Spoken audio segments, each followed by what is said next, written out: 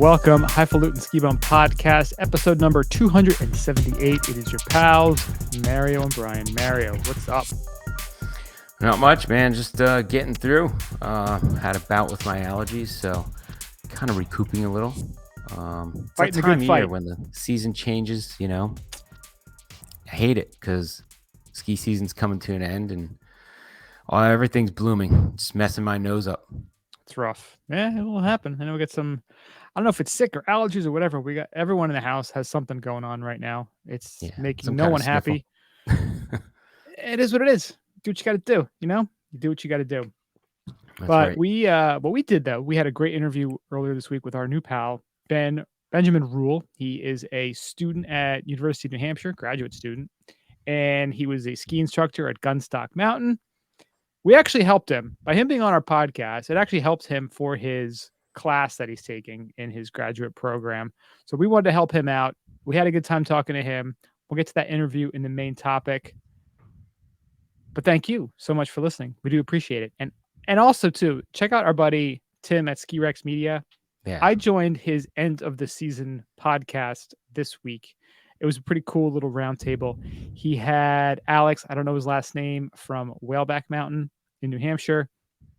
He had Lindsay Delorier from Bolton Valley and Wendy from the Ski Diva. So we had a little roundtable discussion talking about the season and things that happened and didn't happen. Nice. It was a fun time. About an hour and a half chat. Good times were had by all. Some laughs were had, but it was good. And so check him out at skirexmedia.com. You can check us out at skibumpodcast.com. Go to your favorite podcasting apps, rate and subscribe. Stitcher, I got to check out if they're still wonky. They had some issues. Check it now. Go to our website and grab it there. But if you could, when you go to your favorite podcasting apps, rate and subscribe. That would really help us out. If you want to send us an email, skibumpodcast@gmail.com. We're on the socials, Instagram, Twitter, Facebook, Untapped at Skibum Podcast. I want to give a big shout out and thank you to our sponsors, Terracea, TERRACEA.com.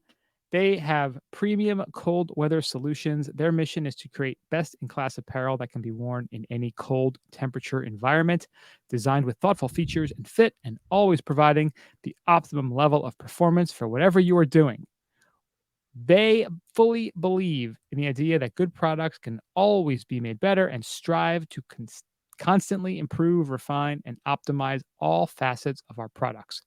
Go to their website, terracea.com. Use the code TerraceaBum, TERRACEABUM, for 15% off. Thank you, Terracea. Paradise Skis, paradiseskis.com. They make seriously fun skis. Paradise Skis is all about making skiing as fun as possible, whether that's shredding laps in Hawaiian shirts, bringing the parking lot après, or getting up early to go for that huge backcountry objective. It is their mission to build skis and snowboards that allow their customers to enjoy every single day in the mountains. Go to their site, paradiseskis.com. Use the code SKIBUM15. All one word, 15% off. Boom. Thank you, Paradise. Mario, let's kick it off.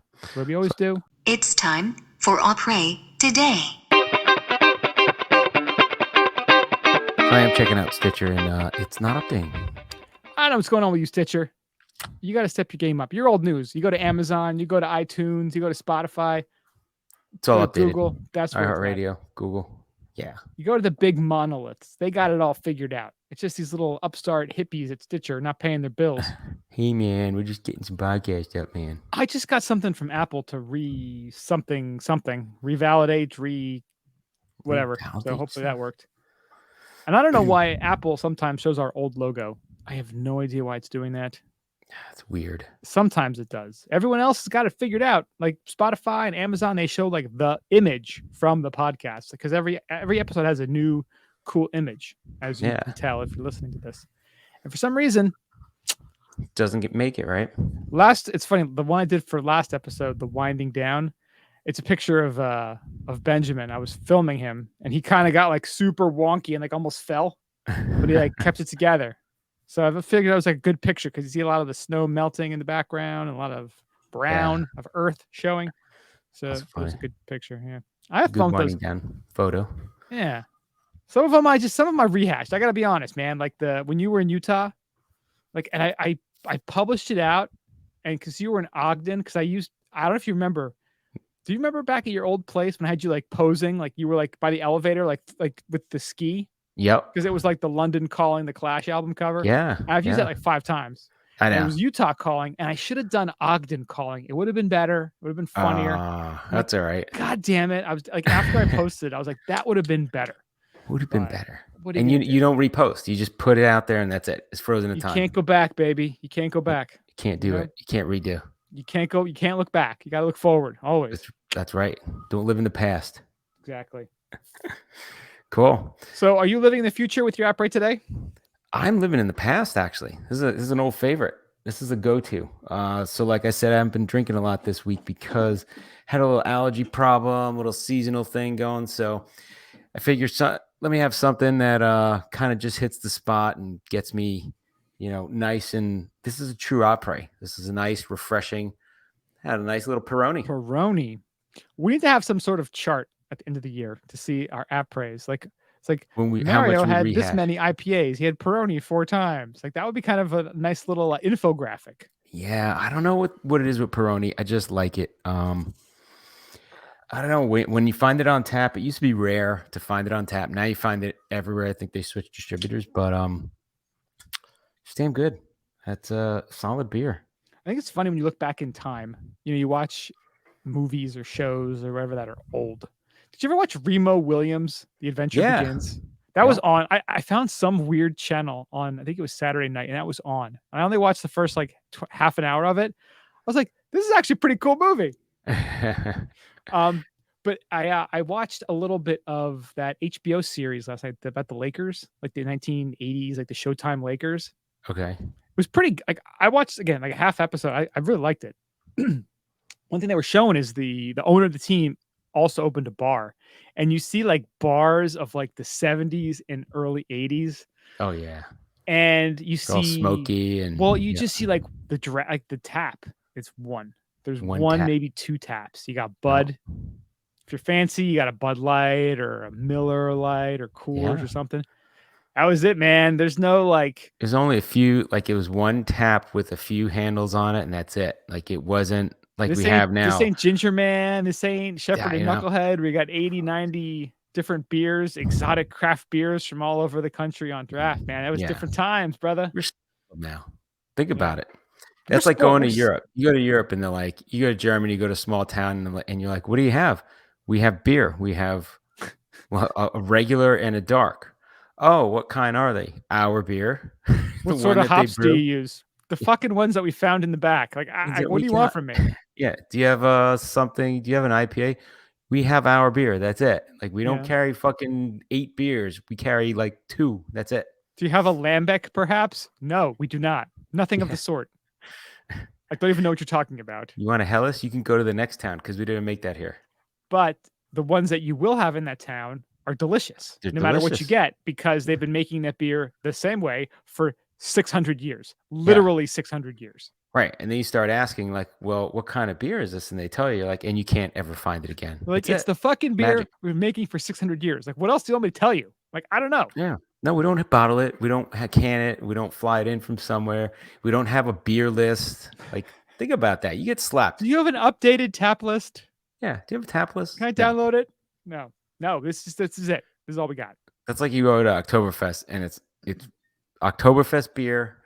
They have like a Helles or a white and a Dunkel, and that's it. Like maybe 2 or 3 options, and that's it. And they're delicious. No fucking 50 beers on tap, rotating, nothing. No experimental milkshake IPAs with mangoes. Like, none of that stuff. Granted, that's my favorite kind of beer, but whatever. I'm trashing myself here. Yeah. You want a mixed drink? You can go to that tent over there that nobody wants to go to, The embarrassment tent. That's right. It's a Kardashian special tent over there. Little mojitos. You want a fucking mojito? Go to where they make mojitos. This is where we make beer. Go to Mojitoville. Yeah, that's right. Isn't that like Jimmy Buffett's rival? Mojito. Yeah. Oh, that'd be great. Open up Mojitovilles right next to Margaritavilles everywhere. Yeah. Like, we're suing you for copyright. Why? It's a different drink. Go fuck yourself. A Ville? You're gonna sue Morrisville and Louisville and all other Villes. Like you own Ville? You don't own Ville. That would be a good spite store right there. Mojitoville. I got Mojitoville, and then there's Daiquiri Land right next door to that. Well, that was like the one Simpsons when Bart, it's like him in the future, and he was like singing. He's like, wasted once more in Daiquiritaville. They're like, rip off. Daiquiritaville. I like that. Yeah. Just make all the Villes.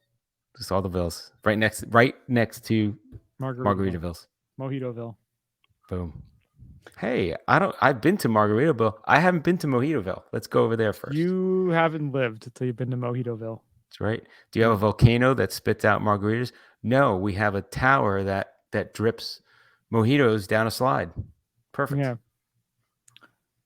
Depending on your preference, we have a woman with bosoms shooting out mojitos, or a man with also providing mojitos. Oh, so that's true. Choose how you want it dispensed. There you go. Both statues are over 18. This isn't Disney World. We're not getting weird. That's respect. That's by a small world. Well, I got my app right today. I'm going a little balls out today. Guys, we had our interview. We're just putting a wrapper on this podcast. I'm trying to like keep it light too, watching the calories. Summer's coming up. Want to look nice. I want to be naked a lot, shirtless a lot. You know, banana hammock calories. Season. Banana hammock season, exactly. And I got a neighbor of mine. He's a big vodka soda guy, and you know we talk about the seltzers and stuff, which is great. And I don't know if you had Waterloo seltzer. Waterloo is like it's got to be like the best. Like I know isn't there sugar in that? I've had that before. No. 0 sugar, 0 calories, 0 sugar. They have fake sugar in it though? Over and over again. What's that? Do they have fake sugar in it though? No, it's got nothing. It's like, are you thinking about that Spindrift stuff? Yeah, I've had Spindrift is like one that has like a tweak of flavor. Yeah, something has sucralose or some shit in it. This has got nothing. Nothing? Ingredients: purified, carbonated water, and natural flavors. Water. That's good. Yeah, that one's good. So I got a cherry limeade seltzer. Boom. And I got a handle. Mix the two together and drink. A handle of Kirkland vodka. It's awesome. Now, granted, there isn't much left in this handle, but this handle's been in existence in my house for 4 years. So damn, it's got to go. But yeah, my neighbor, he got these. They brought over the Waterloo blueberry seltzer. All right. Now, blueberry is a weird flavor. Like I love blueberries, the actual berries, frozen, fresh. Love them. Probably my favorite fruit. Blueberry flavored everything is weird because it's not one of those. It's such a like mild flavor, you know. But there's different types of the flavor. It's like watermelon. Watermelon's hard. It could taste like a Jolly Rancher. Tough to fake too. Yeah, or it could taste nasty. Like there's everywhere in between. Strawberries are weird too when they fake it. You know, it just tastes so fake. Grape too. It's like you're not giving me real grape flavor because again, it's like a mild flavor. How do you replicate it? Somehow Waterloo's blueberry is tremendous because as a kid, again, I loved blueberries, and I finally convinced my mom to get blueberry cereal. Oh, that's a treat. And blueberry cereal is disgusting. Like it's really, really gross. But it's cookies and it keeps you up all night. Oh, well, that's the same family as Count Chocula. Count Chocula, yeah. And Frankenberry. And both of those, I mean, I still think Count Chocula is probably the gold medal. Frankenberry, the silver. Yeah. Blueberry, there's no third place. Blueberry is like in like fifth. Like it's just terrible. Like it's not good. Instead of having like a dessert at the end of a nice meal, I'll actually go for a bowl of cereal. I'll do a Count Chocula, maybe Captain Crunch. You know what's even better than that? Lucky Charms. You throw it all in a blender with some ice cream. You throw caution to the wind at that point. Caution to the wind. I love Lucky Charms and shit. They keep making different type of marshmallows. It's like, yeah, we got unicorn marshmallows. We got, blue clovers. Like, okay, great. Why? Food coloring and marshmallow. It's the delicious same stuff. Right? It's delicious. It tastes better. So you actually still buy Lucky Charms? Oh yeah, they're selling like hotcakes still. Well, I have seen the scooter people of Florida, so I know they're selling like hotcakes down there. Oh, hell yeah. They're blending it up with ice cream. You know what it was as a kid? So again, I love blueberries. And whenever they showed cereal on the box, in the commercial, it always showed blueberries like in the bowl with the milk. You know, they showed the bowl. And of course, as a kid, you don't know shit. You're like, dude, it's got blueberries in it, right? And like, I want to eat that. Serving suggestion. It's just these boring ass Cheerios. You're like, fuck. And as an adult, you're like, fuck that. I just get the blueberries. I'm not wasting my money on your stupid cereal. I'm just going to buy the blueberries. I'm going to win. It's fiber. That's That's it. I don't want fiber and blueberries. I want the blueberries. Just blueberries. Blueberries, a little bit of 5% whole fat yogurt. That's a meal right there. That's a nice little treat for yourself. Yeah, I get some keto granola. Boom, throw it on top. You're living the dream. Dude, I get the 5% fire yogurt, and I throw like a whole pint of raspberries when they're on sale. Just mix it up and eat that thing. Oh, it's good. The Cabot is even better than the Cabot. Yeah. Of all the yogurts, Cabot is the king. Yeah, I usually am a Fire guy. Cabot is the king. I've had them all. Fire, Chobani. Chobani, I bought Chobani milk just this week. Stony Brook, whatever. Yeah, Stony Brook Farms. Cabot is the key. Cabot. It's the king. I'm telling you. I bought Chobani milk. It has like 20 grams of protein in a serving. I'm like, damn. It's like ultra filtered, like the Fairlife. That's the other one I buy. Oh, the Fairlife. Has like a ton of protein, less sugar. I'm like, but this has more. It actually tastes like a milkshake. I'm like, wow, there's a lot of protein in this. So speaking of like protein and stuff, now this is just some rando dude I follow. Like I mentioned this before off the podcast that, you know, I've gotten a lot of stuff right in the last couple of years. Yeah. I find all these random like bro science guys, and I've kind of followed them last couple of years in terms of health stuff. Haven't steered me wrong. Nice. So this guy's saying, not if you're like in your late 30s and older, not taking 20 to 30 grams of collagen peptides and 80 milligrams type 2 collagen daily. Get on it. He's like, and this guy's a pain-free 50-year-old bodybuilder. Nice. Collagen peptides and type 2 collagen. So I got to get on that. Yeah, I was taking collagen for a while. That got expensive, and now it's back. But you know what? Imagine being healthy when you're in your 50s, 60s, and 70s, and you spend a few bucks back now. Collagen, you don't produce it, you know. I'm on the bubble of starting it again. Melanie's taking it because she actually has it in her tea at night. So I have tea every night. Nice. Like a proper English gentleman. But she puts it in her tea and it like dissolves in. It's pretty cool. I can't get some more tea. I want to get on TRT, man. That's gonna happen in the next like 2 years. Yeah, there you go. I'm gonna get I'm gonna be like one of those like super jacked like 50-year-olds. They're gonna be like, ew, like whatever, bro. You look gross with all those muscles. Yeah, that's right. Because you wish. Look at you, your dad bod. You fat piece of shit. Fat piece of shit. Jacked. It's a jacked. That's the goal. I'm gonna go to my grave jacked. That's right. Dying healthy. That's right. Well, on that note, let's go to ski news. Dying jacked. There's no sort of lead in with that. This is the opposite of dying jacked. This is living happy. Best ski area in Vermont, according to the Vermont Ski and Ride Readers Survey results. So they had 14 categories: best overall, best to avoid crowds, best snowmaking grooming, toughest trail, best ski bar, best ski town, and more. I don't know if we want to go through everything. We can go through a couple, though. So they're saying best ski areas in Vermont. This is according to the results of this survey. Number 1, let's go backwards. Let's make it all exciting. Number 5, Mad River Glen. Ski it if you can. Number 4, Stowe. Number 3, Jay Peak. Number 2, Sugarbush. Number 1, Mount Snow. Just kidding. It's Killington. You know, for skiing, I almost might put Jay Peak on number 1, personally. Aside from the fact that they're bankrupt and their tram takes forever. Details. Because they overloaded it for how many years? Details. Because they unsafely doubled the capacity of it for how many years?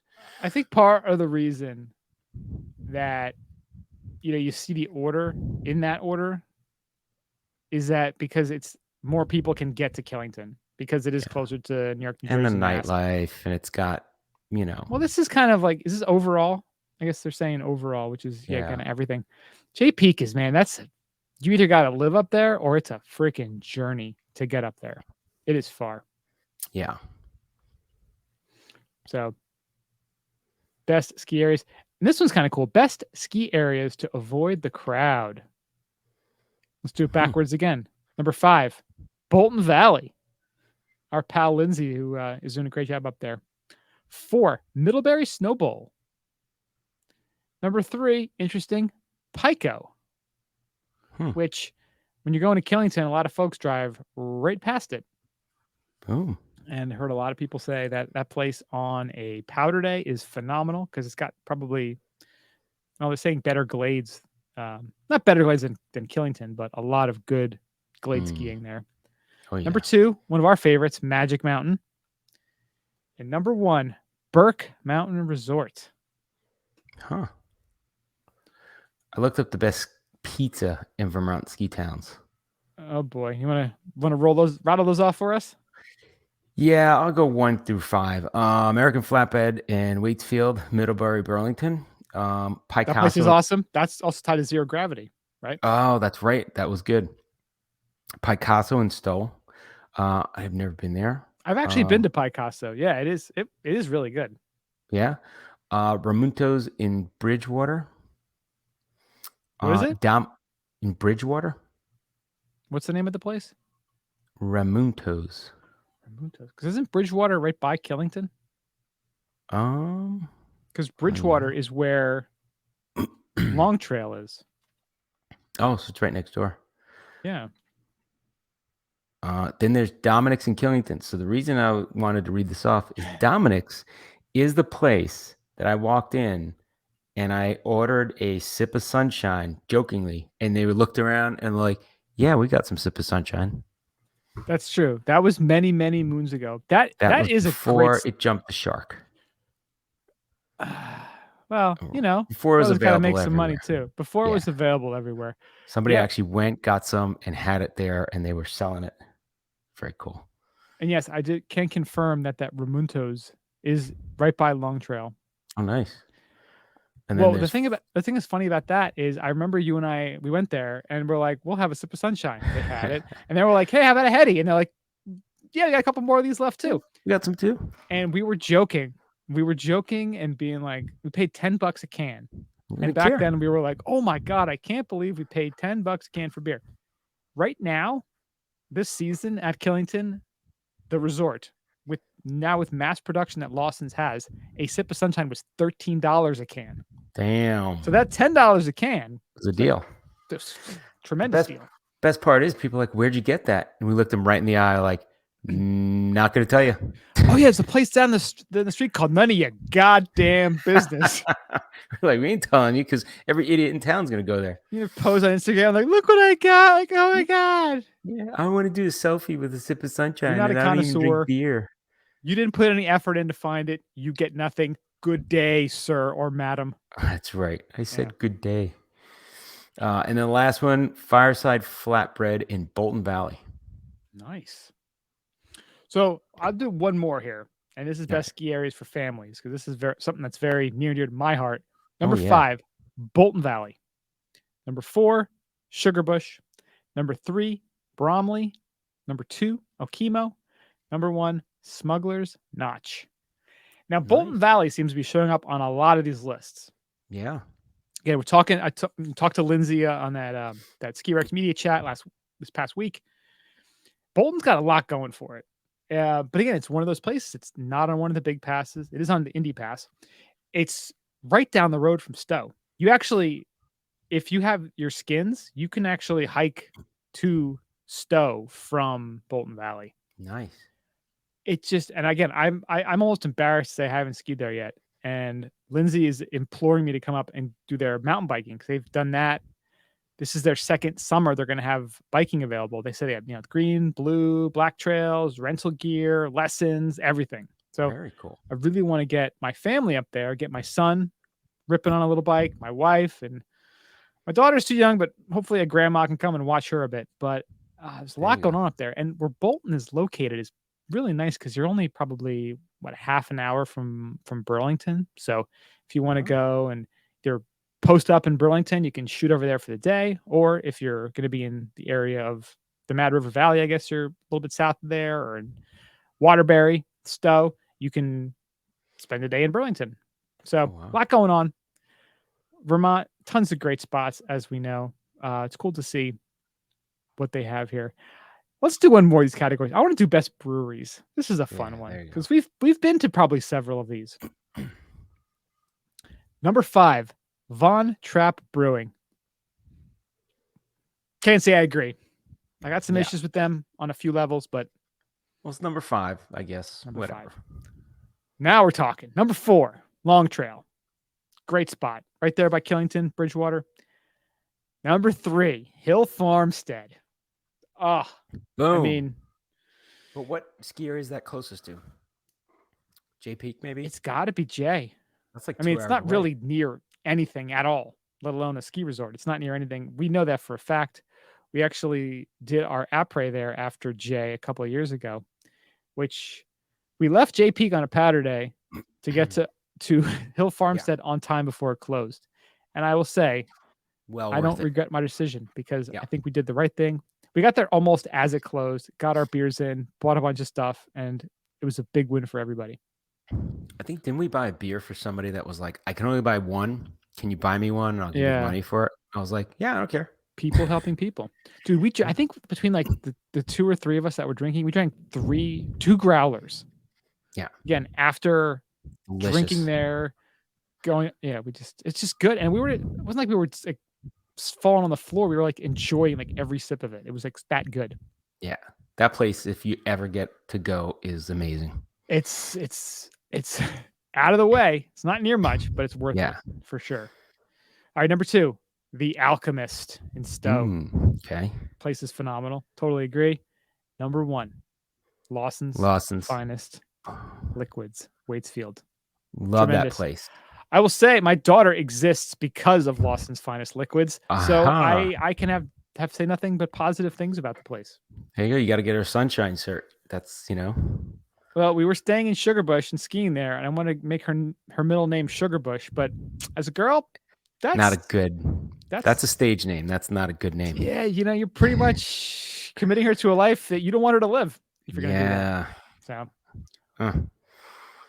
it's good. Good that you chose something else. But we joke because her name is Leah, and we said that stands for Lawson's is awesome. Boom. There you go. Yep. We'll post a link here if you want to check out the other categories. I got some other good stuff: cross country, ski area events, toughest trail. You know what? Let's do toughest trail while we're here. Why not? Trail? Right? Let's see it. Number 5, Madonna Lift Line at Smugs. Number 4, Rumble at Sugarbush. Number 3, Outer Limits, Killington. There you go. Number 2, Goat at Stowe. And number 1, Paradise at Mad River Glen. Oh, nice. Yeah. Yeah, those are, this list is kind of cool. You could sit around with a bunch of friends and kind of see who can guess and talk about it and argue about what everybody thinks is the best run and the best beer and place to eat and pizza. It's kind of cool. Kind of fun. Yeah. Yeah, Outer Limits is it's just a big gnarly run. That's the only one of the 5 I've actually done on here. Lots of bumps. Super gnarly. I like. They also mentioned that in the paragraph where they're talking about it is Devil's Fiddle, which of all of our years having share houses there, I only skied it once because it's only open once, right? Never open. Yeah. It's so gnarly. It's so just those boulders and everything there. It's pretty awesome though. Get drop downs and boulders and a lot of fun.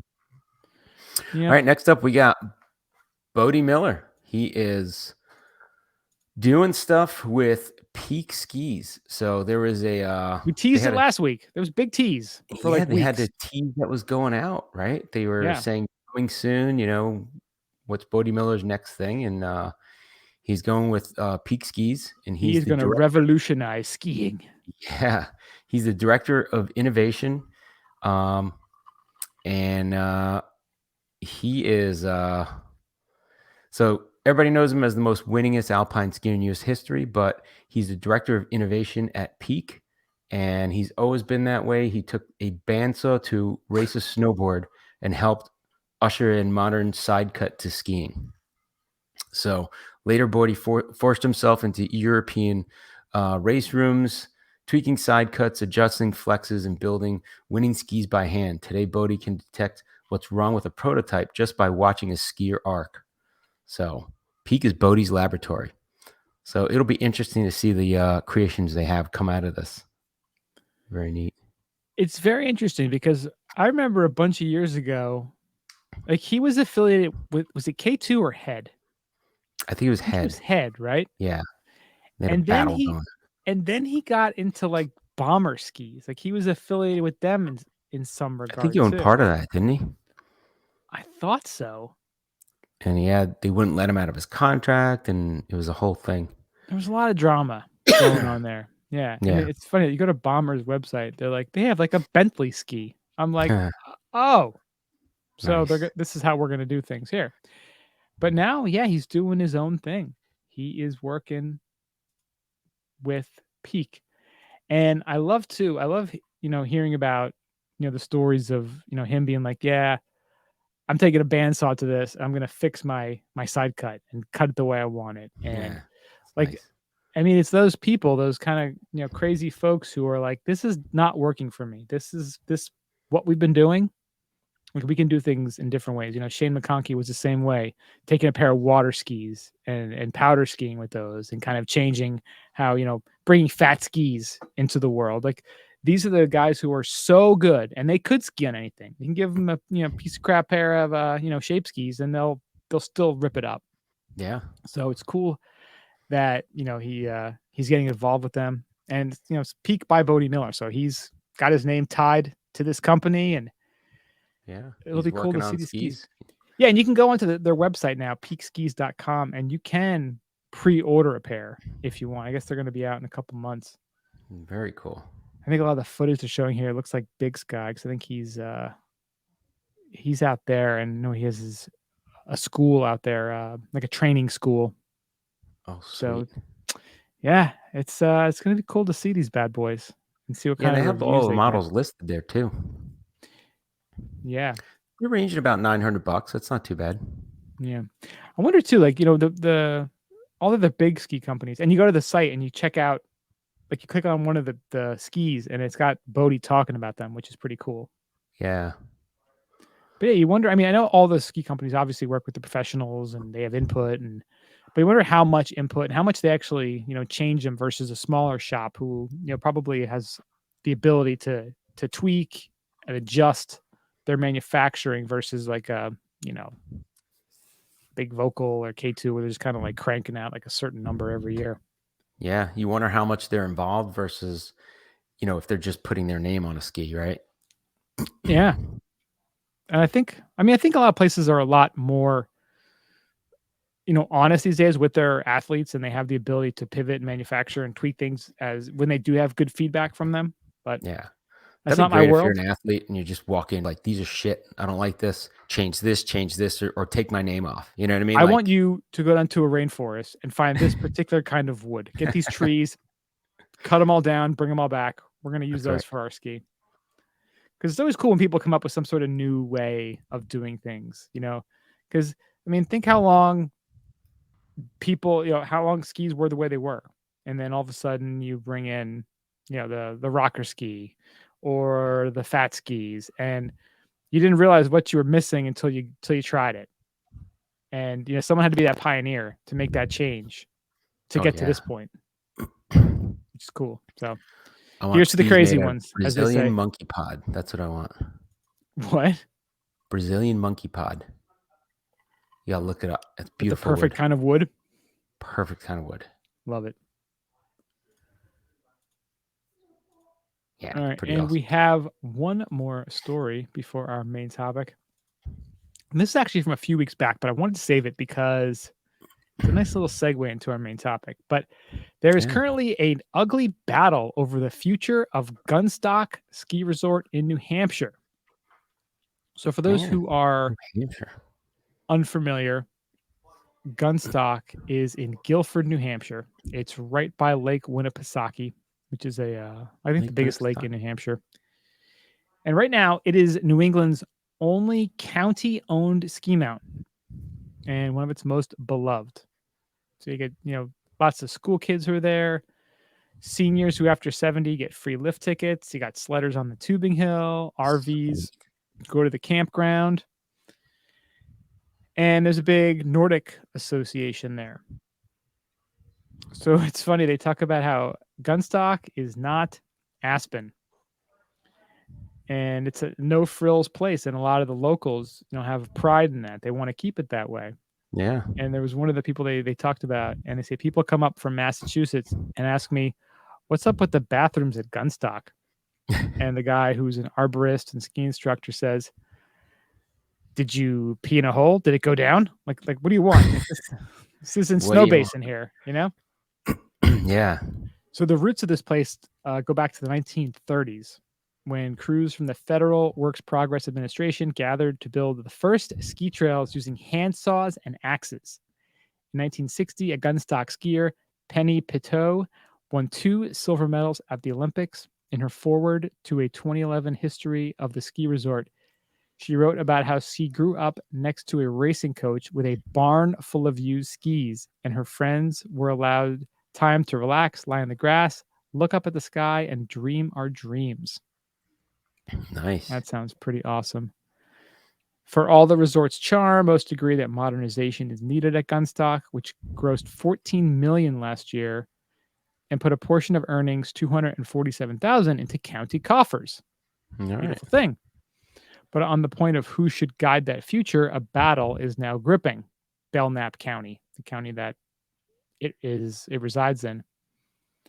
So one side is local politicians, all Republicans, led by Norm Silber, a 76-year-old state representative and fierce proponent of small government.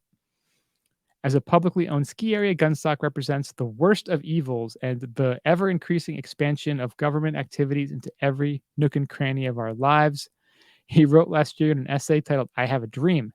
His essay was published on Granite Grok, a website whose editors have described themselves as fire-breathing right-wingers, and it stands as a manifesto for their effort to privatize the mountain. Opposing him are a multitude of Belknap County residents who want Gunstock to remain county-owned and are willing to place their faith in the resort's current managers, who've recently shaped an expansion plan that could add a trailside hotel, a mountaintop restaurant, and new trails and lifts, all while endeavoring to retain the spirit of the place. So 2 sides are evenly represented. Silber urged the New Hampshire legislature to pass a bill giving the Belknap County delegation dominion over Gunstock's future. 5 citizens wrote letters of support to the relevant legislative committee. Over 1,200 letters were written opposing him. At the end, in what many see as a fight for the soul of Gunstock, Silber is arguably the most likely to succeed in the end. Wow. He's a retired lawyer. So what is the fight really about? Is it the county gonna pay for it, or do they want to privatize it so the county doesn't have to pay for it anymore? The county wouldn't pay for it, but the county also wouldn't benefit from it. And who knows, are they going to try to VALEify it, which of course they're going to do. That's the unfortunate thing about, whenever someone buys up one of these mountains, is that what do you do first? How do you make more money out of it? That's the whole big, in big motivation. Usually it's condos, restaurants, crap that's not necessary to improve the skiing. Right. And then I guess, do you treat it like a national park or a state park where it's just there, no frills?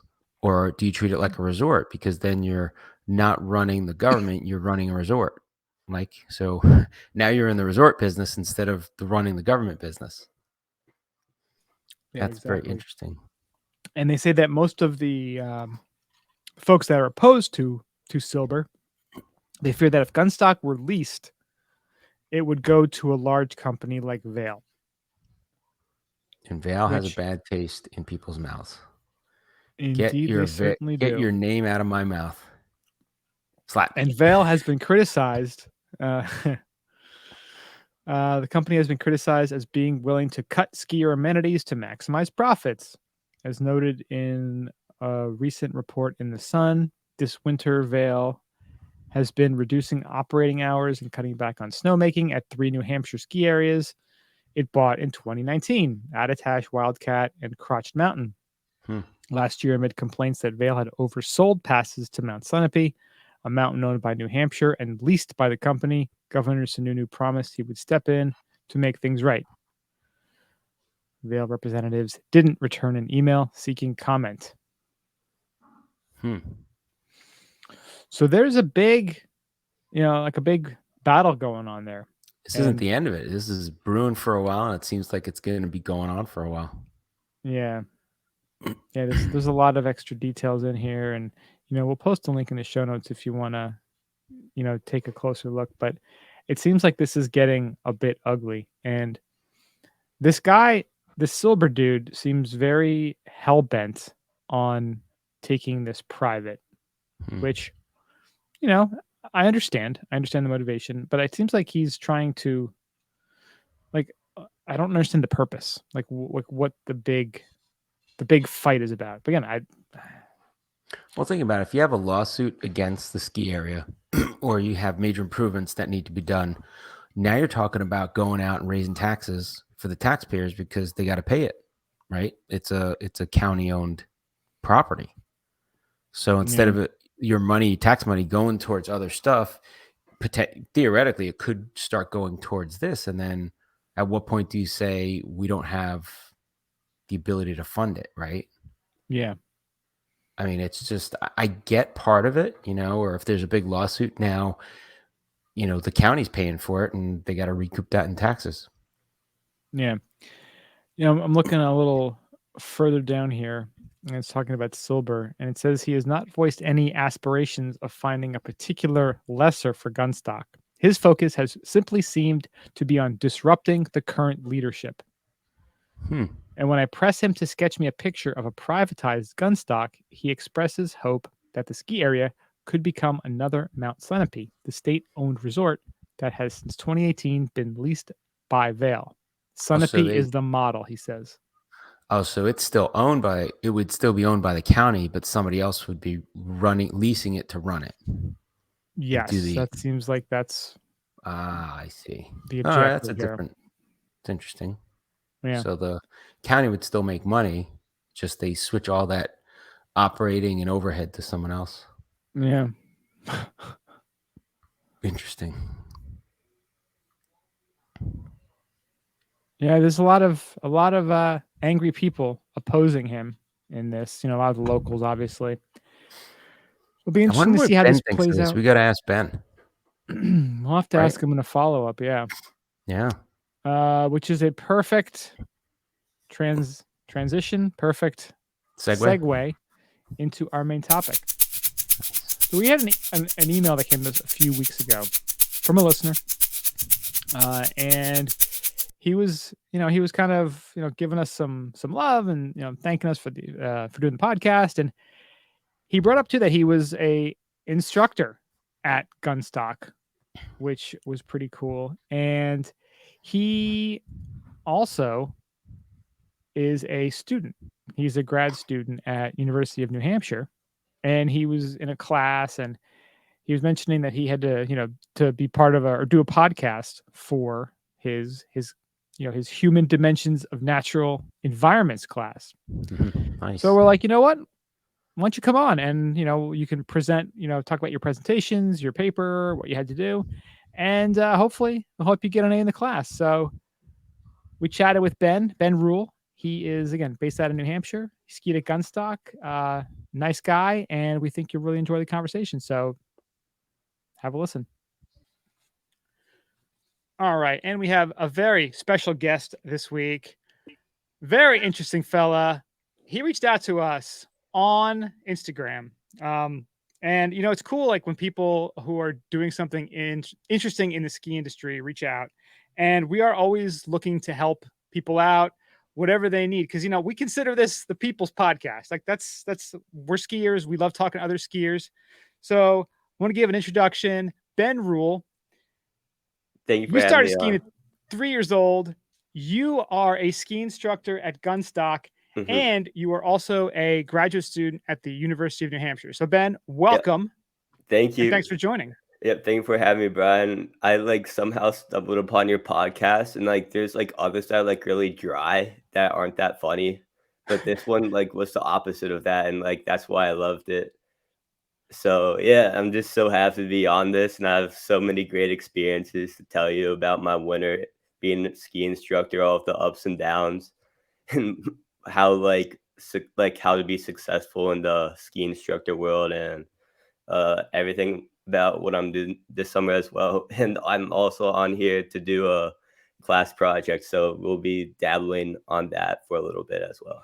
Yeah, it's cool, and we appreciate the compliments. You know, it's funny, we had someone reach out to us because we were trying to get a whole bunch of sponsors last year, and this guy reached out to us, and he was like, "You guys don't talk about skiing enough." I'm like, "Some people actually love that we don't just talk about skiing, you know, because I mean, how much can you talk about? Like you Yeah, hear like these like, you know, gnarly like Red Bull dudes, and you're like, I can't relate to your life, you know, like you're in a helicopter every week. Like I'm just yeah, a guy trying to get as many turns as I can. So, yeah.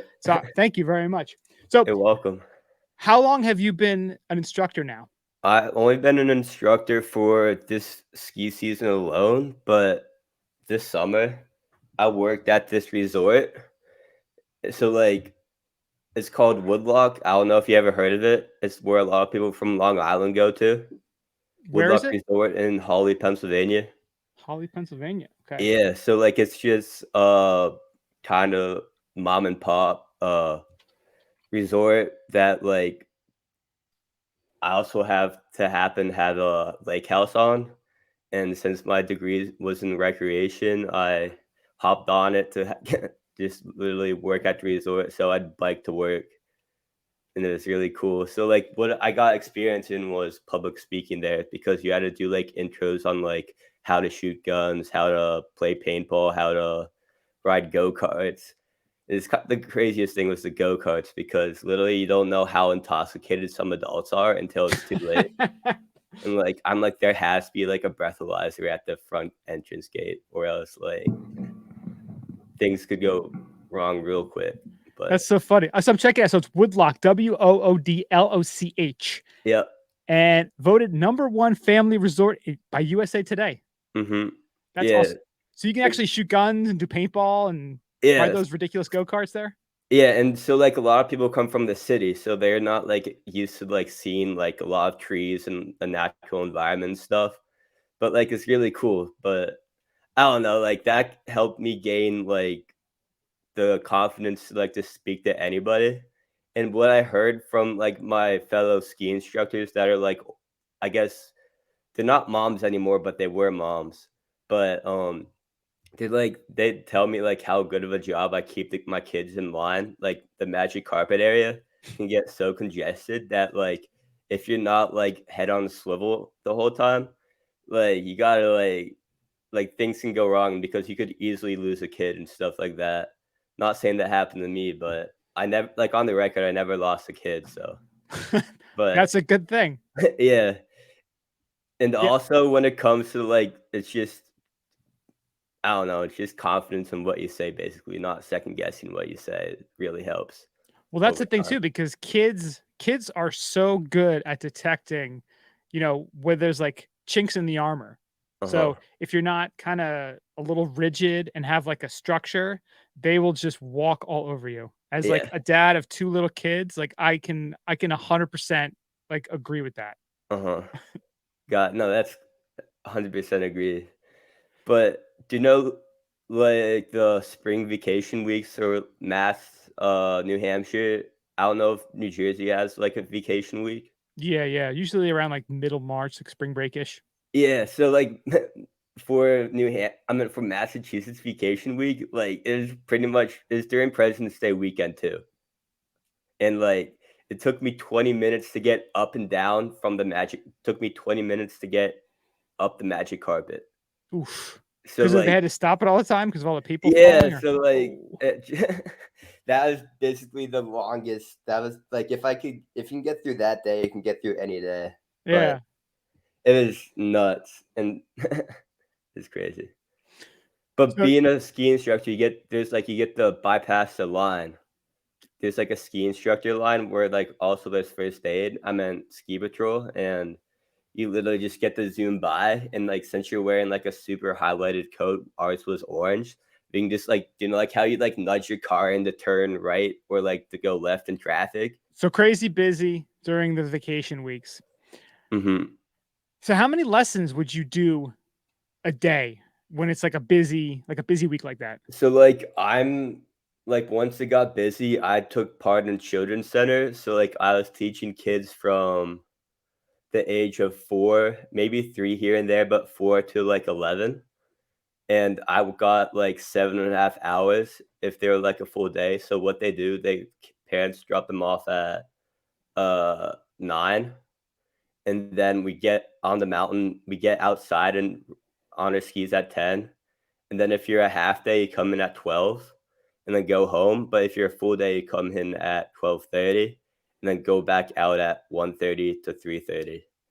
And then you drop them off at their parents and just tell them how well they did. And the best parents is the parents that like are like undercover, where like the kids don't see them, but like sometimes I notice that they're their parents and I don't say anything either. But like so like the kid just thinks he's like on his own still, and like the parent gets to see how much the kid is learning. And like I don't have to like explain as hard as what we did because they could see how I was helping out the kid the whole time. Yeah. Yeah, That's the my best favorite. kind. So Yeah. so you're basically on the snow for 4 hours as a kid Basically. doing a full day. That's a Yeah. lot of time, but it's nice that they break it up. Yeah. 'Cause I took my son for a lesson this year for the first time. He's 4, and they had like a fenced off area for them. And it was next to the bunny hill. So they Mhm. kind of had like instructors at the top and then at the bottom, and they would kind of give them tips and kind of hold them and show them how to get down. And it's funny, I got his report card after 2 hours, Oh, and it was yeah. like, Benjamin is not very good at pizza. I'm like, duh. I'm like, he just wants to like French fry down. I'm like, I know that. Yeah. But it was cool. I took him out afterwards, and I actually had him following me for the first time because usually I Yeah. did the harness, Uh-huh. the leash, and then I finally got him following me. And I will tell you, it was like the best feeling ever. Like I seeing bet. him get it and making his Uh-huh. turns and going behind me. And again, I had probably like the least amount of days on the snow this season, but that like made my whole season is like I getting bet. him to ski on his own. And again, the lesson, it was one lesson for 2 hours, but I feel like Uh-huh. it just kind of gave him enough of those little pointers. And again, the folks like yourself and the folks where he got it done, like it is so tough to teach Yeah. kids. But in a Yeah. way, it's better than having the parents do it For because sure. parents, you're always like, come on, like, why are you doing that? Like, you're kind of razzing them a bit and they Yeah. just get annoyed and frustrated. But here's Uh-huh. someone else who's like, again, like you said, structured, knows what they're doing, has a plan, Mhm. and they want to impress you, or they want, to do well in your eyes because you're a teacher to them. Mhm. And then they get it, which is Yeah. cool. So do you So have any like stories of kids, like any crazy kids that were tough? yeah, so I documented this actually because I have one really inspiring story too, because like it was like out of his own ability, but for me and also other instructors had this kid, but like I had him at the beginning, like he was here for like a portion of like 4 to 5 weeks, and I had him probably on his second week here. And so like what did I say? I said he tried to so like I made the mistake of bringing my poles with me. So like I didn't know how crazy he was until after I gave him my pole. And then like I gave him his pole, but then like I had to throw my pole like in the out of bounds area so he wouldn't go and get it. Oh my god. How So old was this like kid? yeah, so like it was just start off with that, and then halfway through the lesson, he refused to put up the lift bar. Do you know, like when you're supposed to take up the lift bar when you're about to get off? Yeah. He saw me trying to lift it up, and like he like countered that and like left it down. Ugh. So like the lift operator had to stop the lift for him to like stop holding it down. How old was this kid? Do you know? He was like 5 Ugh. about. And then he purposely dropped his mittens off the lift after like do you know like how you go up the lift and see a lot of like stuff falling, like stuff on the ground Of course, that yeah. people don't pick up? Some of it's mittens and stuff, but Mittens and he poles, right? purposely drops his mittens, and then like I had to like make that the priority to go get. So like I was like, let's ski to your mittens now. And then Well, at least you could ski to them. Sometimes, you're like in like a ravine or like rocks. Yeah, luckily it was on the beginner trail. So Yeah. like there's 39 chairs on the beginner slope. So like it's not that like you long. don't go over like parts of the mountain where you can't ski, luckily. So thank God for that. And then what else? And then in the lift line, do you know like how there's poles in the lift line that like have like line separators? Yeah. This was the pole right next to the lift, like right next to right before like you pull forward to get on the pull forward and then come to a stop. Mhm. He literally pulled it out of the ground and threw it.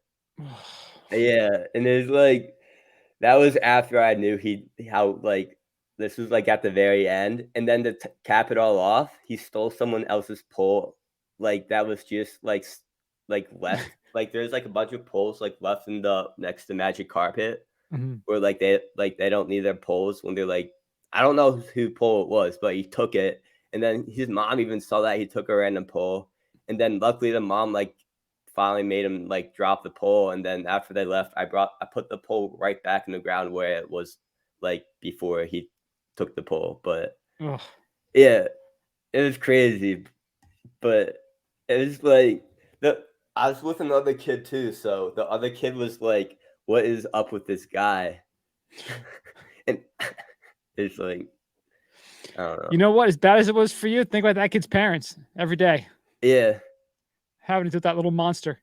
Yeah. But I guess I should talk into my most positive experience. It's one of those things that I shared to Facebook, and all of Facebook for me is to share to my parents and their friends. But I said, if you didn't wait, where is it? I'll say it word for word. Yesterday is a day I will never forget. I started my day at 8:30 not knowing how truly great of an experience I will have. I found out I was going to teach a kid who has never skied before. As I was introduced to him, his mom told me he was on the spectrum, and in my head, I said, I got this. And I switched my mindset to a whole new one I never used since when I was helping out my sister who was also on the spectrum. So I could relate to all his ups and downs and his mood swings, and throughout the day, I knew it was going to be a challenge, and could relate to all his spur of the moment thoughts that he said out loud, and then he apologized for saying it too loud. What I did today, the more I think about it, brings tears to my eyes. Today is a day I will look back and see how much leadership and communicative experience I have gained over time. Near the end of the lesson, his mother took a ride up on the chairlift with us and saw how I helped him get off the chair, lift up, and lift what and lift I had this thing this hula hoop thing that I held on to, where if he let go, he'd fall, but if I didn't let go and he held on to it, he wouldn't fall. So that's how I was able to manage him to get down the mountain. But literally it's since he is having a fun time and overcame his fear of, I don't know, just overcame his fear of not going too fast. And at the end, we took a 30-minute break at the top of the beginner lift, just throwing snowballs. Aw. Yeah, and he just loved that. I'm like, okay, it's time to go back down. It's kind of like when you're on a float in a lake and you have to go back in to go home. It's kind of Yeah. like that, where you have to get in the water to go back home. But it's really cool. That's Just- a really awesome. because my sister has autism too. Luckily, she learned how to ski before it really hit her. She does Special Olympics now, and Oh wow. yeah, it's just really cool. But Well, that's the thing too. It's it really shows, like you said, leadership, and one of the big things is empathy, because it's so easy to kind of get caught up in our own existence, our own being, our own expectations, and sometimes you just need to take a step back and appreciate and look at someone for what they are, and do whatever you can to help them have a good time, because that's what it's all about. It's supposed to be a fun time. We're all extremely lucky to be able to do it. yeah, Have the ability, the time, the money, the whatever to experience this, and to share love of something with someone who might be otherwise unable to actually do it. Yeah. You know, like it's a really cool thing. Yeah. And the best thing is when the kids come in, oh, I'm not gonna hate, like their attitude is like not there, like they don't wanna do it, and then like I give them like these 3 helpful things. I'm like, follow me, do what I do, and like somehow like 50% of the time, like there's a flip in their head that just switches to like all positive, and like after they do what I was doing in the most like simplest way, where they knew how to do it, like down the magic carpet hill, it's just like that's kind of like how they remember my name. Actually, is if I like tell them something like important to them that they remember it every time they come, because I was working children's center, and there's some kids that come like every other week or so, and like they're like, hi Ben, hi Ben, hi Ben, and like I gotta like remember who they are, but then I eventually do. So yeah, That's pretty awesome. That's got to be such a rewarding job, being able to do that and teach kids, and just to see them get it. You know, like when it clicks for them, hmm knowing that you're responsible for that. yeah, That's really cool. yeah, So speaking of what you're responsible for, yeah.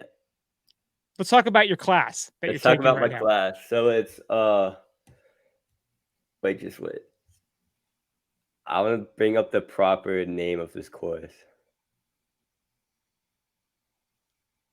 It is called RMP, which stands for Recreation Management and Policy 876, and it's Human Dimension of Natural Environments. And it's for this class, I have to do a podcast, and this is kind of I just took advantage of my opportunity and reached out to Brian, and so what I had to do is, as a grad student, I had to do a bibliography on different articles as well as a presentation, and, and interestingly enough, I did my presentation on the Hyperloop after hearing all about it. And on that day of the presentation, they're like, "Screw it." I forget, Virgin, the company, like, uh, what would it be called? Not fired their employees, but they got rid of half of their employee fleet because they were sticking to cargo because all of the risk involved with shipping people. Because during class, I showed them a video, and it says if there becomes a hole or any obstruction in the tube or like the vehicle, like you automatically become decapitated. And then like the whole class like reacted to that. Oops. Yeah. So But that was the like day. Oh, the day you were doing the presentation, they announced that.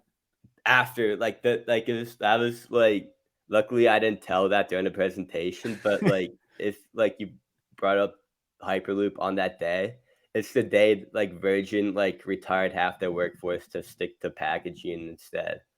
But No vision, these people. yeah, but it is a really fun presentation because at the end there's a debate where there's a side that wanted it, and there's another side that wanted it if these things were like kept as promised. So yeah, it's really fun. So this was for the class. So what was the purpose of this presentation? Like what was your assignment My that you came up assignment with was this? environmental values. So prior to the Hyperloop discussion, I talked about the environmental movements through like the 1900s, like right after what sparked it was the Industrial Revolution and poor air quality. So yeah, so I said the calm before the storm was prior to the Industrial Revolution, but then after the storm is 1900s, where like what I said was the effects of the Industrial Revolution created havoc among people in Europe and the United States.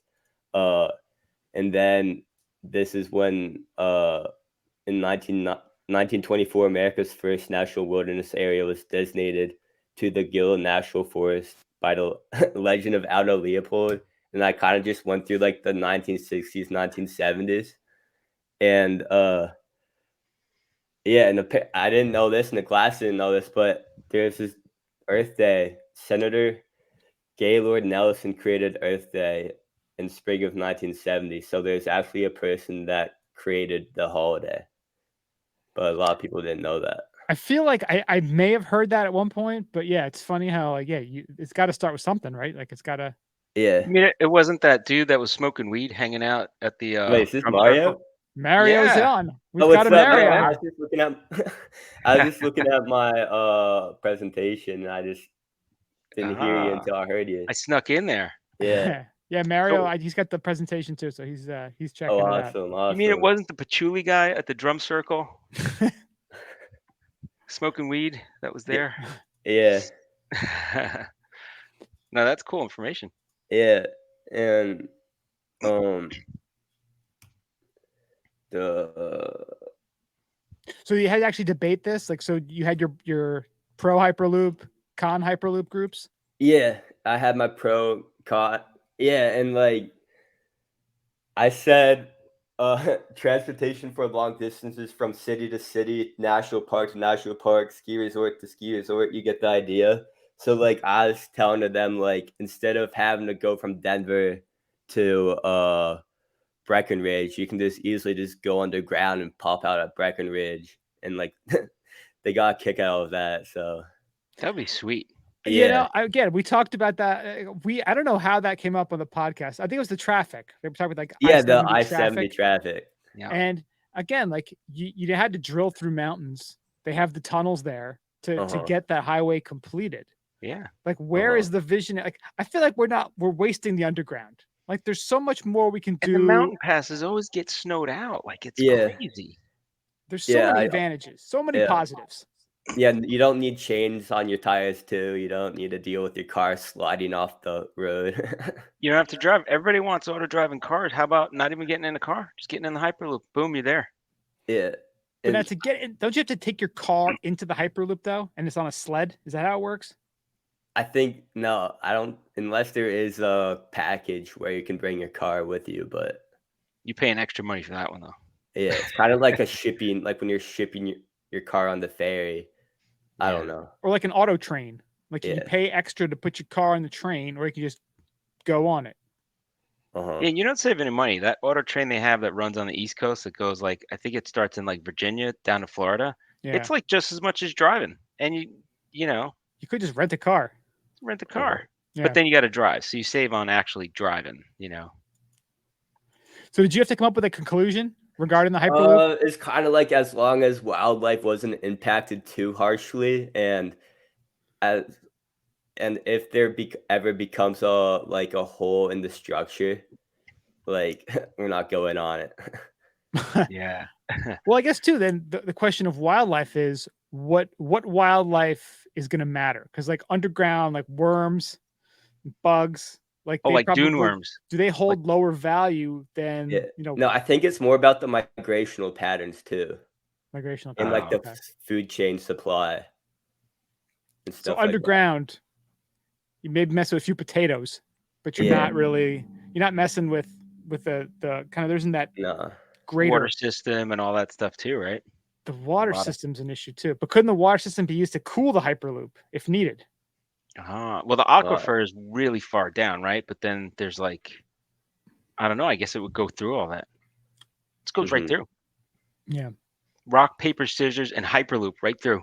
Do we know how? Like, did you find any information about how? Like, what is the speed? Like I know they did like a maximum speed, but is there like what would be a reasonable speed for the Hyperloop? Is it like 1,000 kilometers per hour? I'm looking right now. They're saying 760 miles per hour. That's about 1,000 kilometers an hour. Yeah. Yeah. Man, that's fast. So basically, you could be at Breckenridge from Denver in like half an hour. Yeah, and it is used for like the best is from like they said Columbus to like Cleveland, or like Cincinnati to Columbus, like, or like just like not long, but like 8-hour travel cut down to 10 minutes, basically. Wow. That's so cool. You think of like big cities, right? Like New York to Boston or something like that. Getting through all the crap that's in the way would be, that's going to be a task, right? Yeah. You got to pick something that's not as maybe developed. Like, so Cleveland, that might work. What they were trying to do in California, that high-speed rail, they've been trying to do for decades, which is just never panned out, like a Los Angeles to San Francisco thing, which I think is why Elon came up with this, because he was working. He had offices, SpaceX in LA and Tesla up near San Francisco. Now he's a control. He's a major partner in Twitter, so he's doing whatever he wants. Oh yeah, it's the biggest single, single owner of the. I was like Twitter 9%. Right, I was like, that's it. But he paid a ton of money for that. $3 billion. Billion. Damn. I wish I had $3 billion. Then I'd make my own Hyperloop to go wherever the hell I wanted. To go to Vegas. It would be Tampa to Vegas, and that's it. And I charge everybody like $1,000 to get there, and a spin on a wheel while you're going. You'd be gambling while you're on the. Do you get a voucher at least? Taking your Hyperloop? Gambling. You have like a bar. You have like some lap dances on that thing. It'd be crazy. What else would you have? What would you have, Ben, on a Hyperloop? I would have. Gotta think here. It'd be. I don't know what happens. Like, if they're like, when you like, do you notice like if it slows down? What happens in Hyperloop stays in Hyperloop. Yeah. So I'm thinking about what if there was like I don't know, like table tennis or like pool or like, what if you could like play like those types of like bar games? I always wondered why they never had like gyms on a train. Yeah. Like if you're on a train, I mean, granted, I know because I've been on trains, but how cool would that be if you could like work out while you're on a train? True. Yeah. I think in like Brazil, they did something like buses. But think about like the bus jams on the brakes. You're doing like a clean and jerk, and you're like, wow, go like flying with like this massive weight. And throwing weight at somebody. Everything. Yeah. How about a big hot tub? Like a whole hot tub car. Imagine after skiing, Hyperloop hot tub. Oh, Hyperloop hot tub. Or do you know like how they have those like ice baths? Yeah. Like, pool, yeah. Like recovering from like some type of like athletic or like workout, and like you just hop in the ice bath and then just walk out like when the Hyperloop reaches the destination, and just you're like halfway recovered already. It'd be a whole spa. That's the whole spa. Yeah. Hyperloop spa. Hyper spa. You could hyper anything. Yeah. Get hyper juice. We got to sell hyper juice. So anything else about the presentation that you want to add in? Not really. I just wanted to bring up in 2013, Elon Musk came up with the idea on a napkin. Wow. One hell of a napkin. You gotta wonder how many napkins he has with that's like the good stuff he's sharing. Like think about his like insane stuff that he's not sharing with us. Yeah. Like all crumpled up napkins. People are like, I'm gonna throw these away. It's garbage. Well, that was the idea we needed to like solve a lot of problems. To change the world. Oh well. Yeah. Nice. So next I'm gonna talk about like what I had to do my research on. Well, I came up with it. No, I wanted to do it on alternative fuels, like lithium ion and hydrogen batteries, like hydrogen for like planes actually, because I came upon this article about hydrogen planes and where is it? What I said was the next most popular form of transportation is by plane. So Airbus is experimenting with hydrogen-powered jet engines. Nice. They are using green hydrogen, where they are splitting hydrogen from water through their super cold liquid hydrogen fuel. Airbus is aiming to debut this carbon-free jet in 2035. And oddly enough, in the article, it said during the oil shortage during the Soviet times of Russia, they tried to make one because they were losing their dependency on oil. So imagine a Soviet Unionized hydropowered plane.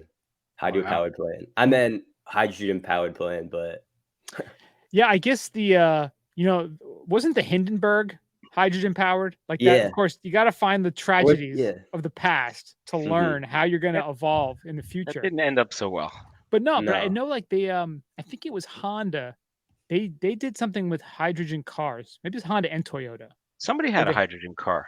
Yeah, and I guess their biggest issue was getting the liquid hydrogen. Is it liquid hydrogen that the recharge of it was I think it's liquid hydrogen. The problem was they don't have an infrastructure yet, and it's again chicken and egg thing. Like, how do you get the product to become popular if you don't have the infrastructure in place? Why do you spend money on the infrastructure if it's not popular yet? That whole debate.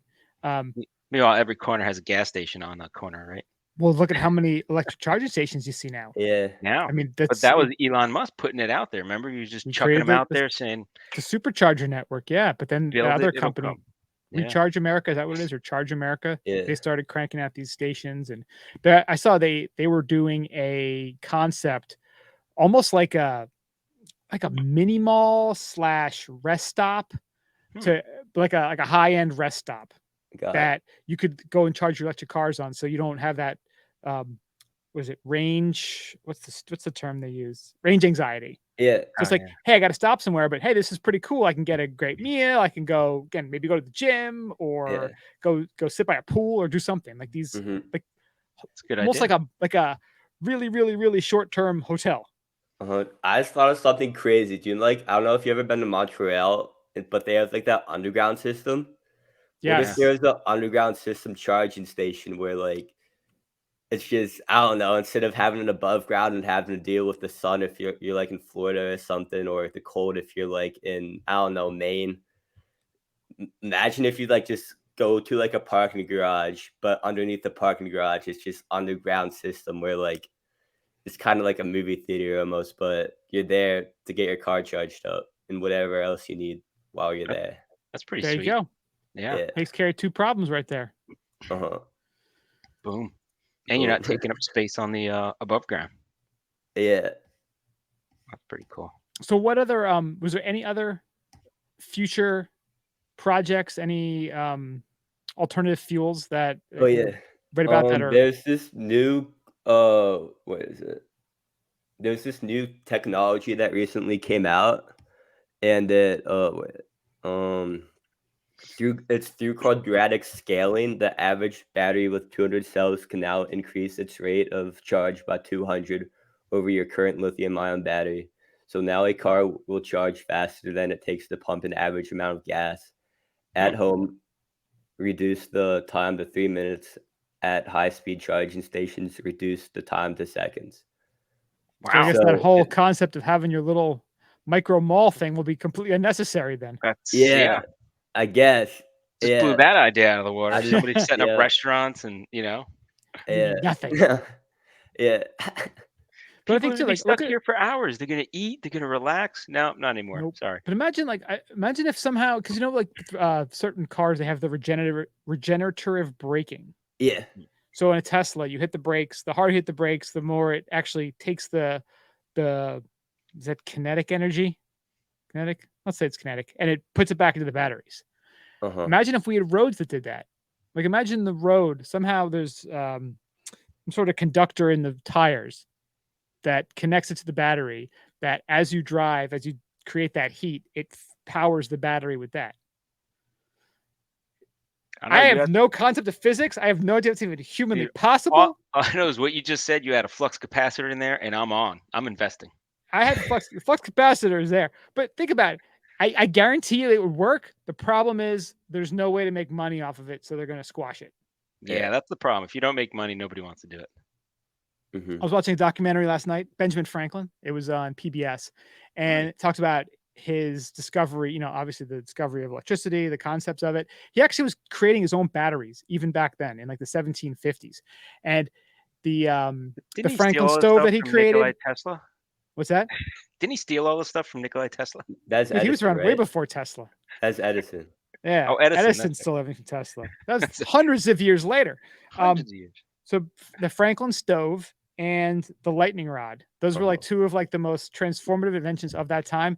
Didn't want to patent it. He was like, this is for the better of society that we have these things. And like, that's the kind of attitude that sadly in America in 2022 is totally gone. Yeah. Like that's like, oh, I can't patent it. Sorry. Good try, kid. Part of the reason why we're at where we're at. Cause it's like, well, I got to move a bridge for my yacht. Cause that's kind of how I roll versus like the average guy trying to fill his gas tank, and gas is almost $5 a gallon. Yeah. You want to build something, make it better. No, I want to tear it down because my freaking yacht has to get through that bridge. He's going to rebuild it, but still, the fact that he's doing it. Is he going to build it better?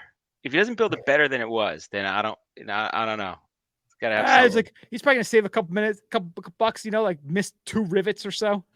Yeah, right. Oh, can you imagine if that thing were collapsed like a week after he rebuilds it? They're like, what about Elon Musk sabotages the bridge when Bezos rebuilds it to destroy Bezos? Yeah. That's how billionaires fight. That's right. That's a billionaire knockdown fight. drag-out fight. in that bridge That's a after yacht fight. hours after construction. That's Right? it. Yacht fight. Yacht Rich fight. guy yacht fight. Yeah. Cool. So this is actually really cool. So are you just finishing this class this semester? Yeah, so I'm actually only taking this class since I was a ski instructor, and oddly enough, I didn't know I signed up for it in December, and I didn't know I was signed up for it because I didn't get any confirmation email and stuff like that until Surprise, you're 2 taking this days class. before the class started, and I didn't check my email until the day the class started, so I missed the first day. Uh-oh. Because I didn't know I was actually registered for it. But Oops, then my bad. I saw the people in the class, and that's what actually made me want to go follow through with it, because I knew already half this kids in there. So it's really Cool. fun. Very nice. But I'm working for the AMC this summer. All right. Started in May. Are they the ones that have the yurts? Yeah. We just talked about that last week. No The, way. So I kind Yeah. of listened to it, but not They're all like the way. nice yurts. They're or cabins, whatever they call them, right? Yeah. So how That's many pretty cabins do they actually have? I don't know, but I'm gonna be based right next to Mount Washington. I'm 5 minutes away from Wildcat Mountain. Oh, Nice. very It's cool. a place called Camp Doge, and I actually have, where is it? I Is have that like Dogecoin? Yeah, well, it's like Dodge, like the Dodge car brand, but they just pronounce it Doge. Oh, okay. I thought Elon Musk is using Dogecoin to buy friggin' camps now. No, Yeah, right. that'd be crazy. You can only pay in Dogecoin. Only Yeah. paying That would be Dogecoin. hilarious. Yeah, That's pretty sweet. Yeah.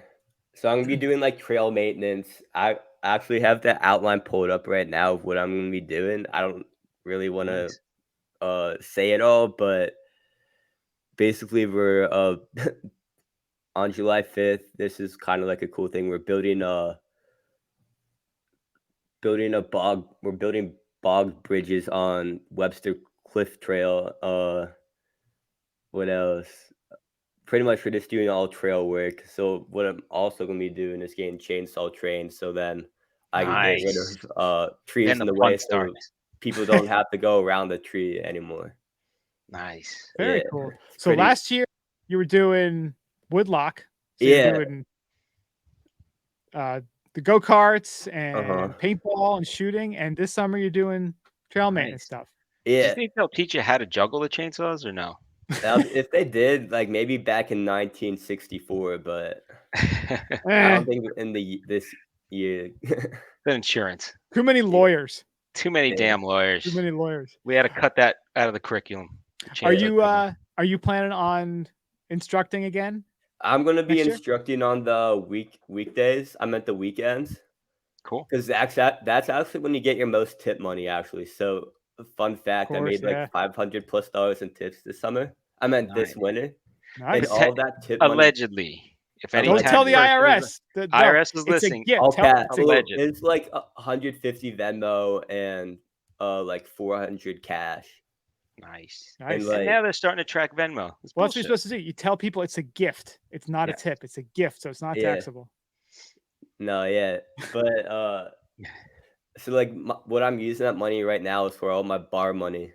Nice. There you Yeah, so go. I literally come in with I bring $60. I'm not gonna spend it all, but I bring 60 just in case anything happens. That's sweet. But 3 $20 bills, and everyone else has a credit card. So what holds up the line at bars is the credit card, because they have to print it out, sign, blah blah. Yeah. But I that's hand them my fine. 20. They just pop open the bottle, and then I'm good to go. Popping bottles, Cristal. Efficiency. Woo-hoo. Efficiency. Yeah. You're thinking about other people. See, you're an empathetic guy. It's a Yeah. beautiful thing. Right. Do you have Yeah. a favorite beer at the moment? I currently have this right here. I came Fruit Smash? prepared. Yeah, do you know it's the same company as Fat Tire? Oh, nice. Oh, right. Yeah, so this is their seltzer. Belgian. Don't call me Belgian, soft, but this is their seltzer of their company. Cool. Yeah, Very I've nice. heard that. Yeah, but what got me into it is, I don't know if you know the people in Southern California, Chad and JT, those two podcasters that do stand up. No. No. They proposed to like the Orange County Council to have a Paul Walker statue. And Nice. that's how they started their like. That's how like it all started, and then like they did stand up, and then now they have their podcast, but they're sponsored by Fruit Smash. So cool. Nice. I heard about them through them, and then I realized it's the New Belgium, which also owns Fat Tire. So yeah.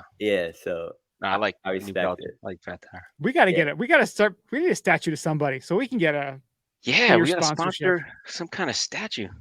Yeah. The Big We'll Lebowski statue. Why isn't there a statue of him? I don't know. Sure, there is somewhere. All right, let's finish up. Ben, also, dogs. Why are they important? Oh yeah, I gotta get my dog right now. All right. Oh, Where's your dog, Mario? oh, if I get him, he's gonna go 8. Oh, he's actually behind me. He's sitting on the. Here's that There camera. he is. There he is. He's sitting there. So I can't get him in the thing. this is Lily, a miniature golden doodle. Aw. And she's 11 years old. She's living in my college apartment with me. But since I'm only taking one class, I'm able to take her on long walks. Yesterday, I took her for a 9.5 mile walk. Oh wow! I know, it's crazy. So I'm kind of like training for the summer, but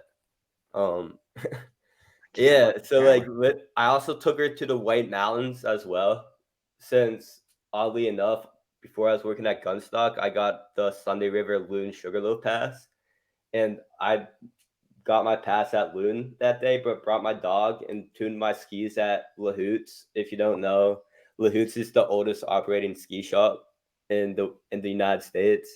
Oh wow! Yeah, where's that at? LaHoots, Lincoln, New Hampshire. Lincoln, okay. And then I took my dog for a hike in the snow. Awesome.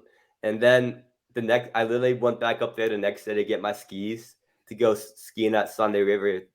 Nice. In I don't know what day it was, but soon after that. But then after that I applied to be a ski instructor at Gunstock. So I only got to go there once, unfortunately. But oh geez, very nice though. And then Mario's got his dog Stormy up there. He's a sheepadoodle. Oh, that's cool. His hair finally grew back. He was bald for a little while. He's getting ready for the summer. He's got a little trim. He's got it. Yeah, he'll get a little trim. I think we're gonna leave his hair about this.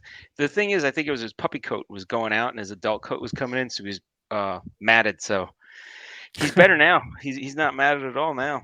Nice. Excellent. He's a little pampered poodle. All right, Ben. Any final thoughts? Not really. It's just I gotta show you my pond skim outfit.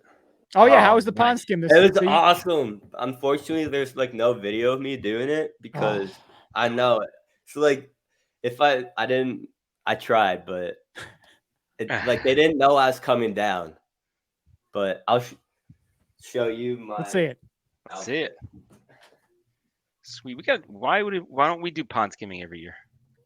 There's a lot of things we don't do that we should be doing. So, I should be skiing more every year. What the hell? That's right. Well, wait, here it is. So it's just Moosey onesie. Nice. I wore this. That's pretty sweet. I got it at Kittery Trading Post. I don't think you know what that is, but it's a mom and pop REI Bass Pro. Oh, nice. It has guns and stuff. But nice. I made it across too, which was cool. I tucked. Do you know how you tuck? Yeah. So I also taught my students that, and they called it the baby. The baby. They called the tuck the baby. And it's so cool because there's parts of the mountain that are flat for 50 feet. Mm-hmm. And I start getting in my I start getting my baby, and then they all imitate me and start doing that. So then they don't have to walk across the flat part. That's awesome. That was my favorite little trick I taught my kids. But that's nice. Awesome. Yeah. All right, Ben. I also wore I'm sorry, this is my last thing. I wore that to the bar. Bring it on. I wore that to the bar with my ski goggles on. Nice. And I got so much attention for that. All these girls were asking me if I was on the ski team and stuff like that. I'm like, no, I'm just a ski instructor at Gunstock. You're yup. Beijing was crazy for the Olympics, but keeping it real. I was just off the podium. Yeah. Yeah. No, but it was super fun. But that's all I got. That's awesome, man. Yeah, thank you guys for having me.